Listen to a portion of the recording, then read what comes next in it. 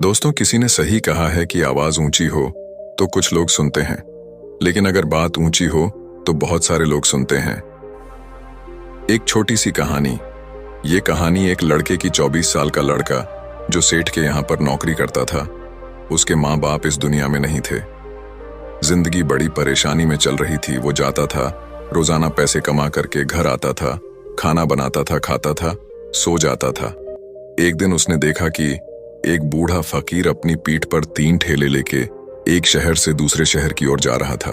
वह काफी बूढ़े भी थे और काफी देर से वह यूं ही सफर कर रहे थे और आखिरकार कुछ दूर और सफर करने के बाद वह चलते चलते थक कर एक पेड़ के नीचे बैठ गए। तभी उनकी नजर एक नौजवान युवक पर पड़ी जो उसी रास्ते से जा रहा था और वह भी उसी दिशा में जा रहा था जिस दिशा में उन बूढ़े फकीर को जाना था। तभी वह लड़का उन बूढ़े फकीर के पास से होकर गुजरा। इस पर वह फकीर उस लड़के से कहते हैं, सुनो बेटा, क्या तुम मेरी थोड़ी सी मदद कर सकते हो? ये ठेला बहुत भारी है और मैं बूढ़ा हो चुका हूं। मैं ज्यादा समय तक इनका बोझ नहीं उठा सकता और मैं बहुत थक भी चुका हूं। तो क्यों ना तुम मेरे एक ठेले को ले लो और मुझे उस दूसरे गांव तक पहुंचा दो। इसके बदले में मैं तुम्हें 3 स्वर्ण मुद्राएं दूंगा। वह लड़का उन फकीर की सारी बातें सुनता है और उन फकीर से कहता है, कोई बात नहीं बाबा, मैं आपकी मदद करने के लिए तैयार हूं। कहिए आपको कहां जाना है? ऐसा कहकर उस लड़के ने उन फकीर का एक ठेला उठा लिया और अपने कंधे पर ले लिया। तभी उस जवान लड़के को यह एहसास हुआ कि यह ठेला तो सचमुच बहुत भारी है। वह लड़का और फकीर दोनों रास्ते में आगे की ओर बढ़ चले। कुछ दूर आगे चलने के बाद देखते ही देखते वह गांव खत्म होने लगा और अब एक सुनसान रास्ता आगे की ओर जा रहा था। वे दोनों अपने मार्ग में मस्त होकर आगे की ओर बढ़ रहे थे। जब भीड़ से पूरी तरह से अलग हो गए तो वह लड़का उन फकीर से कहता है, बाबा, इस ठेले में आखिर ऐसा क्या रखा है जो ये ठेला इतनी वजन है? इस पर वह फकीर आदमी उस लड़के को जवाब देते हुए कहते हैं, कुछ नहीं बेटा, बस इसमें तांबे के कुछ सिक्के भरे हुए हैं, इसी कारण ये ठेले में बहुत वजन है। उन फकीर की यह बात सुनकर वह लड़का मन ही मन सोचने लगा, लगता है ये बाबा जरूर कोई व्यापारी है, तभी तो इतने सारे तांबे के सिक्के लेकर चल रहे हैं। और फिर तभी उसके मन में एक ख्याल आया कि मुझे क्या करना है। मुझे तो खाली यह ठेला दूसरे गांव तक पहुंचा है, बस इतना ही। जैसे ही उसके मन में यह ख्याल आया, उसने तांबे के सिक्कों का वह ख्याल मन से निकाल दिया और अपनी धुन में मस्त होकर वह आगे की ओर चलने लगा। चलते चलते कुछ और समय बीता और वे दोनों एक नदी के किनारे जा पहुंचे। वह लड़का हट्टा कट्टा था और काफी चुस्त और तंदुरुस्त भी था, इसलिए वह बिना सोचे समझे उस नदी में उतर जाता है, किंतु वह फकीर अब भी किनारे पर ही खड़े थे। इस पर वह लड़का उन फकीर से कहता है, क्या हुआ बाबा, चलिए आइए, हमें यह नदी पार करनी होगी, तभी तो हम उस गांव तक पहुंच पाएंगे। इस पर वह फकीर उस लड़के से कहते हैं, मैं जानता हूं बेटा कि हमें यह नदी पार करनी ही होगी, लेकिन जैसा कि तुम जानते हो मैं अब बूढ़ा हो चुका हूं और 2-2 ठेले लेकर मैं यह नदी पार नहीं कर सकता। कहीं मेरा पांव फिसल गया तो क्या होगा? क्या तुम मेरी एक और गठरी ले सकते हो? मैं तुम्हें इसके बदले भी 3 स्वर्ण मुद्राएं दूंगा। इस पर वह लड़का मुस्कुराते हुए उन फकीर से कहता है, बाबा, आप मुझे शर्मिंदा कर रहे हैं। यदि आप मुझे स्वर्ण मुद्राएं ना भी दें तो भी मैं आपका कार्य अवश्य करूंगा। मैं आपको उस दूसरे गांव तक जरूर पहुंचाऊंगा। इस पर वो फकीर मुस्कुराते हुए उस लड़के से कहते हैं, बेटा, तुम तो बड़े ही भले इंसान लगते हो। इतना कहकर उन्होंने वह दूसरी गठरी भी उस लड़के को थमा दी। उस लड़के ने जब वह दूसरी गठरी अपने कंधे पर रखी तो वह गठरी भी उसे बहुत ज्यादा भारी लगी, लेकिन उसने वहां पर कुछ नहीं कहा। जैसे तैसे उन दोनों ने नदी पार की। नदी पार करने के बाद बातों बातों में ही उस लड़के ने उन फकीर से कहा, बाबा, आखिर इस दूसरी गठरी में क्या है? ये गठरी भी बहुत वजन है। इस पर वह फकीर उस लड़के को जवाब देते हुए कहते हैं, बेटा, इसमें चांदी के सिक्के हैं, इसी कारण यह गठरी भी बहुत वजन है। उन फकीर की यह सारी बातें सुनकर अब उस लड़के का दिमाग तेजी से काम करने लगा था। वह यह सोच रहा था कि एक ठेले में तांबे के सिक्के हैं और दूसरी में चांदी के। ऐसा प्रतीत होता है मानो यह फकीर बाबा कहीं दूर से आ रहे हैं और उन्होंने अपनी सारी जमीन जायदाद बेचकर ये सारे सिक्के इकट्ठे किए हैं। तभी तो वह इतना धन लेकर चल रहे हैं, लेकिन वह लड़का उन फकीर से कुछ नहीं कहता और वे दोनों चुपचाप मार्ग में आगे की ओर बढ़ते चले जाते हैं। कुछ दूर आगे बढ़ने के बाद एक बार फिर एक सुनसान राह आती है। उस सुनसान रास्ते को देखते ही उस लड़के के मन में तरह तरह के विचार उत्पन्न होने लगे। वह यह सोचने लगा, अरे यह तो सुनसान जगह है, अगर मैं यह सिक्के लेकर यहां से भाग जाऊं तो यह फकीर मुझे कब तक दौड़ाएंगे। मुझे नहीं लगता कि मुझे कभी पकड़ पाएंगे और यहां पर कोई है भी नहीं जो इनकी मदद कर पाए। और वैसे भी ये बहुत सारे सिक्के हैं, मैं इनसे एक अच्छी दुकान खरीद सकता हूं, अपना नया व्यापार शुरू कर सकता हूं। और वैसे भी ये बूढ़ा फकीर अब इन पैसों का क्या करेगा, इससे अच्छा तो मैं ही इन्हें रख लेता हूं। वह लड़का यह सब बारे में सोच ही रहा था, तभी अचानक उसे खुद पर आश्चर्य हुआ। अरे मैं यह क्या सोच रहा हूं, ये फकीर बाबा न जाने कहां से आ रहे हैं और क्या खूच करके इन्होंने इतने सारे पैसे इकट्ठा किए होंगे। मुझे इनका फायदा नहीं उठाना चाहिए। नहीं नहीं, मुझे ऐसा नहीं करना चाहिए। उसने कुछ देर के लिए तो अपने मन के विचारों को काबू कर लिया, लेकिन कुछ देर बाद उसके मन के विचार उस पर देखते ही देखते हावी होने लगे। वह लड़का 2 ठेले लेकर उन फकीर के पीछे पीछे चल रहा था और कुछ दूर आगे चलने के बाद एक पहाड़ी आई। इस पर वह फकीर बाबा उस लड़के से कहते हैं, बेटा यह पहाड़ी मैं नहीं चढ़ पाऊंगा, मैं काफी बूढ़ा हो चुका हूं और मेरे घुटनों में भी दर्द रहता है। यदि तुम मेरी तीसरी गठरी भी ले लो तो मैं तुम्हें 3 और स्वर्ण मुद्राएं दूंगा, लेकिन याद रखना इसे कहीं गिराना मत, कहीं ये गठरियां खुल ना जाए। इस पर वह लड़का उन फकीर से कहता है, क्यों बाबा, आखिर इसमें ऐसा क्या है। इस पर वह फकीर उस लड़के से कहते हैं, बेटा इसमें स्वर्ण मुद्राएं हैं। यह सुनकर वह लड़का मन ही मन बहुत प्रसन्न हुआ। उसने चुपचाप वह गठरी भी उन फकीर से ले ली और देखते ही देखते वे दोनों मार्ग में आगे की ओर बढ़ने लगे। अब वह फकीर बिना कोई वजन लिए हुए आराम से पहाड़ की चढ़ाई पर चढ़ रहे थे, किंतु वह नौजवान लड़का जो पीछे था वह वजन के कारण बहुत धीरे धीरे चल पा रहा था। लेकिन जब से उसने सोने का नाम सुना था उसका मन तो छलांग मार रहा था। वह मन ही मन सोच रहा था, अगर मुझे यह सारा धन मिल जाए तो मेरा पूरा जीवन तो आराम से कट जाएगा। वैसे भी यह बाबा तो बूढ़े हो चुके हैं, भला इन्हें इतने पैसों की क्या जरूरत है, इनका जीवन तो वैसे भी कट चुका है। मैं एक काम करता हूं, यह सारे पैसे लेकर यहां से भाग जाता हूं। लड़के के मन में अनगिनत विचार उठ रहे थे। लड़के का मन अब उसकी बुद्धि पर पूरी तरह से हावी हो चुका था और उस लड़के का मन अपनी बात को सही साबित करने के लिए उससे कुछ भी कह रहा था। और तभी उस लड़के के मन में एक और विचार उत्पन्न हुआ और अब की बार वह लड़का यह सोच रहा था, लगता है यह फकीर बाबा कोई चोर है, वरना इनके पास इतनी सारे स्वर्ण मुद्राएं कहां से आएंगे। अगर ये कोई व्यापारी होते तो भला ये इस तरह से पैदल यात्रा तो नहीं करते, और अगर इनके पास इतने सारे पैसे थे तो ये कोई ना कोई साधन भी तो अवश्य कर सकते थे। लगता है ये कोई चोर है और चोर से चोरी करने में भला क्या बुराई है। ये सोचता हुआ वह लड़का अब उन फकीर से तेजी से आगे की ओर बढ़ रहा था और देखते देखते वह फकीर से आगे भी निकल चुका था। और वह यह सोच रहा था कि जैसे ही इस पहाड़ की ढलान आएगी मैं 3 गठरियां लेकर भाग जाऊंगा, इससे ये सारे पैसे मेरे हो जाएंगे और मेरी गरीबी भी हमेशा हमेशा के लिए दूर हो जाएगी।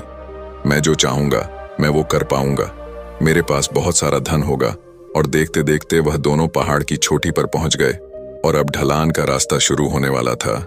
तभी वह लड़का उन फकीर से नजरें बचाकर वह 3 गठरियां लेकर भागता हुआ आगे बढ़ गया। अब उसे अपना शरीर बहुत हल्का महसूस हो रहा था, मानो उसे उन 3 ठेलों का वजन तक न मालूम पड़ रहा हो। काफी दूर दौड़ते दौड़ते किसी तरह से वह अपने आप को बचते बचाते अपने घर पहुंचा। उसकी खुशी का कोई ठिकाना नहीं था। उसने सोचा, क्यों ना मैं जल्दी जल्दी इन गठरियां में से वो सारे पैसे निकाल लूं।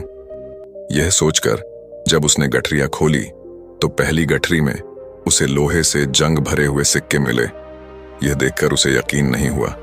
इस पर उसने फटाफट दूसरी गठरी भी खोल डाली, उसमें भी उसे लोहे के जंग लगे हुए सिक्के ही निकले। यह सब देखकर वह लड़का बड़ा हैरान था। आखिर यह सब क्या हो रहा है? उन फकीर ने तो मुझसे और ही कुछ कहा था। अब उसने वह सोने वाली गठरी खोली और उसमें भी लोहे के जंग लगे हुए सिक्के ही निकले। यह देखकर वो लड़का बड़ा क्रोधित हुआ। उसने सोचा, उन फकीर ने मुझसे झूठ क्यों कहा? उन्होंने मुझसे ऐसा क्यों कहा कि एक में तांबे के सिक्के हैं, एक में चांदी के और तीसरे में स्वर्ण मुद्राएं हैं? वह यह सब सोच ही रहा था कि तभी उसकी नजर उस थैले में पड़े एक पत्र पर पड़ी। उसने वह पत्र उठाया और उस पत्र में लिखा था, यह पूरा नाटक ईमानदार व्यक्ति की खोज करने के लिए रचा गया है और मैं इस राज्य का राजा हूं। मेरी कोई संतान नहीं और इसीलिए मैंने यह षड्यंत्र रचा है ताकि मैं अपने राज्य में किसी एक ऐसे ईमानदार व्यक्ति की खोज कर सकूं जो मेरे बाद इस राज्य का राजा बन सके और इस राज्य भार को संभाल सके। और इस राज्य का भार वही संभाल सकता है जो पूरी तरह से ईमानदार हो, जिसके मन में किसी प्रकार का कोई लालच ना हो। इतना पढ़ते ही वह लड़का जोर जोर से चिल्लाने लगा। वह सर पकड़कर बैठ गया। वो यह जानता था कि यदि वह अपने मन के विचारों पर काबू कर लेता तो उसका जीवन संवर सकता है, लेकिन वह अपने मन के विचारों पर काबू नहीं कर पाया। दोस्तों, महात्मा बुद्ध कहते हैं कि मन ही सब कुछ है। आप जो सोचते हैं वही बनते हैं। इसलिए आपका सबसे बड़ा दुश्मन भी आपको उतना नुकसान नहीं पहुंचा सकता जितना कि आपके मन के यह अनियंत्रित विचार पहुंचा सकते हैं। महात्मा बुद्ध कहते हैं, अपने भीतर ध्यान से देखो। हमारे भीतर जो विचार चल रहे हैं वही विचार शब्द बनते हैं और शब्द कर्म के रूप में प्रकट होते हैं। बार बार दोहराने पर कर्म बर्ताव में बदलता है और धीरे धीरे समय के साथ बर्ताव चरित्र में परिवर्तित हो जाता है और यही चरित्र हमारे भाग्य का निर्माण भी करता है। इसलिए हमें हमेशा अपने विचारों के प्रति सजग होना बहुत आवश्यक है। हमें जागरूक होना बहुत आवश्यक है। हमें यह जानना जरूरी है कि हमारे मन में किस प्रकार के विचार आ रहे हैं। आगे महात्मा बुद्ध कहते हैं कि कमजोरी हमेशा छोटे विचार से शुरू होती है। यह एक बीज के रूप में होती है और यदि इस बीज को नष्ट न किया जाए तो यह छोटा सा विचार बहुत जल्द ही एक विशाल वृक्ष का रूप ले लेता है और हमारी बुद्धि की सोचने और समझने की क्षमता को पूरी तरह से नष्ट कर देता है। जिस प्रकार आपने इस कहानी में देखा किस प्रकार उस जवान लड़के का मन उस पर हावी हो चुका था और उसकी सही और गलत सोचने की क्षमता पूरी तरह से नष्ट हो चुकी थी, जिस कारण वह यह समझ नहीं पाया कि उसे क्या करना चाहिए और उसके लालच ने उसके भीतर इतनी ऊर्जा भर दी कि वह तीनों ठेले उठाकर इतनी तेजी से वहां से भागता आगे भी बढ़ गया। इसीलिए जब आपके मन में पहली बार कोई गलत विचार उत्पन्न हो तभी उसे जड़ से उखाड़ देना चाहिए, अन्यथा वह विशाल वृक्ष का रूप लेगा और आपको किसी न किसी गलत राह पर वह ढकेल ही देगा। आप चाहकर भी उसे रोक नहीं पाएंगे। लेकिन अब आपके मन में यह प्रश्न उठ रहा होगा कि हम भला अपने मन के विचारों को कैसे नियंत्रित करें। हमारा मन तो इतना चंचल है, वह इतना शक्तिशाली है कि वह हम पर हावी हो ही जाता है। हम चाहकर भी उस पर नियंत्रण नहीं कर पाते। इसका जवाब में महात्मा बुद्ध हमें दो बातें समझाते हैं। पहली बात, सही इरादा विकसित करो। कई बार आपने देखा होगा कि आपके मन में कुछ और होता है किंतु आप कहते कुछ और है, क्योंकि आपके मन के भीतर जो कुछ बसा है वही आपके मुख से बाहर भी निकल रहा है। लेकिन जब हमसे वह गलती हो जाती है तो उसके बाद हमारा मस्तिष्क अच्छी तरह से काम करना शुरू कर देता है। हमारे सोचने और समझने की क्षमता एक बार फिर से जागृत हो जाती है और ऐसी अवस्था में हमें यह एहसास होता है कि हमसे गलती हो गई है और फिर हमारा मन दुखी हो जाता है। हमारा मन अफसोस से भर जाता है और इस भारीपन और दुख से बचने के लिए महात्मा बुद्ध हमें सही इरादा विकसित करने के लिए कहते हैं।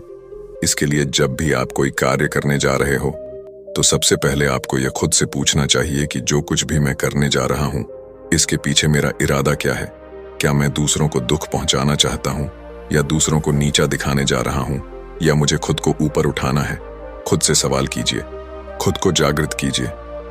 जब आप इरादों के प्रति सचेत होने लगेंगे, जब आप विचारों के प्रति सजग होने लगेंगे, तभी आपके भीतर सकारात्मक ऊर्जा का प्रवाह होगा। तभी आप सकारात्मक इरादों से जुड़ने लगेंगे और आपके मन के भीतर बसी हुई वह नकारात्मक ऊर्जा और नकारात्मक इरादे दिन ब दिन कम होने लगेंगे। परंतु याद रहे, आपको यह हर रोज करना होगा और आपको यह हमेशा ध्यान रखना होगा कि आपको केवल अच्छा सोचना है। आपके इरादे हमेशा अच्छे होने चाहिए, तभी आप दुख और तकलीफों से बच सकते हैं। अन्यथा आप इसी तरह से दुख और तकलीफों में घिरे ही रहेंगे और आप कभी इससे निकल नहीं पाएंगे। दूसरी बात, मन के प्रति सजगता विकसित करो, जिससे आपका मन देखते देखते शांत होगा और आपके मन के भीतर बसी हुई वह नकारात्मक ऊर्जा, नकारात्मक विचार खत्म होने लगेंगे और आप शांति की ओर आगे बढ़ेंगे। और आपको इसके लिए बस इतना ही करना है कि इस पल में जो कुछ भी हो रहा है, आपकी आंखों के सामने आपके भीतर जो कुछ भी जैसा भी चल रहा है, बस उसे देखते रहना है। अपने मन के अच्छे बुरे विचार, अपनी भावनाएं और अपनी यादों पर बिना प्रतिक्रिया दिए उन्हें केवल देखते रहना है, जिससे आपके मन के सारे विचार देखते ही देखते खत्म होने लगेंगे। आपका मन खाली होने लगेगा और आप नकारात्मक विचारों से, न सोच से बच सकते हैं और आप इन दुख और तकलीफों से भी दूर रह सकते हैं। इसीलिए महात्मा बुद्ध कहते हैं, जो स्वयं को देखता है वही सबसे बड़ा तपस्वी है। अर्थात जो अपने मन में चल रहे उन विचारों को बिना प्रतिक्रिया दिए हुए केवल देखता है और उन पर कोई भी प्रतिक्रिया नहीं करता, बस उन्हें देखता और समझता है, वास्तविकता में वही मन पर नियंत्रण भी कर सकता है और वही अपना जीवन सुखी और खुशहाली तौर पर जी सकता है। इसलिए यदि आप भी अपने जीवन को सुखी और खुशहाल बनाना चाहते हैं, तो आपको सबसे पहले अपने मन पर नियंत्रण साधना ही होगा। अपने मन को खाली करना ही होगा। अपने मन के विचारों के प्रति आपको सजग होना ही होगा। दोस्तों, उम्मीद है कि आपने आज की इस वीडियो से जरूर कुछ ना कुछ सीखा होगा।